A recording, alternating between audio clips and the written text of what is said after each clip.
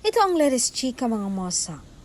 Tonay Pangilinan may na-realize raw nang naghiwalay sila ni Bel Mariano ng matagal dahil sa lock-in taping. Dahil nga busy sila sa pare-pareho nilang gana. Ito nga ang sabi ng aktor na kinagulat ng pinaka-matitinik na marites ng showbiz. Sabi niya, minsan kailangan wala talaga ng distansya para mapagtanto kung gaano ka kahalaga sa kanya at kung gaano siya kahalaga sa iyo.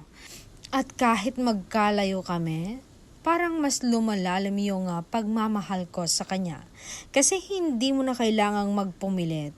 Pero siya pa rin ang naiisip ko. Sabi nga nila, absence makes heart grow fonder. And I guess it's true.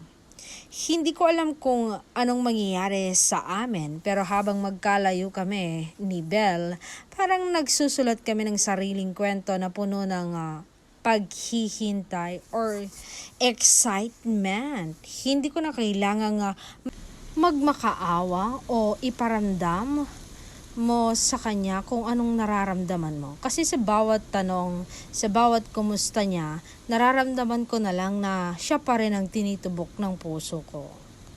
Yung alam mo yon, ang distansya parang isang paalala lang na kailangan ko pang magporsige. Kasi kahit gaano pa kami kalayo, kung talagang para kami sa isa't isa, babalik at babalik din kami sa dulo ng kwento namin.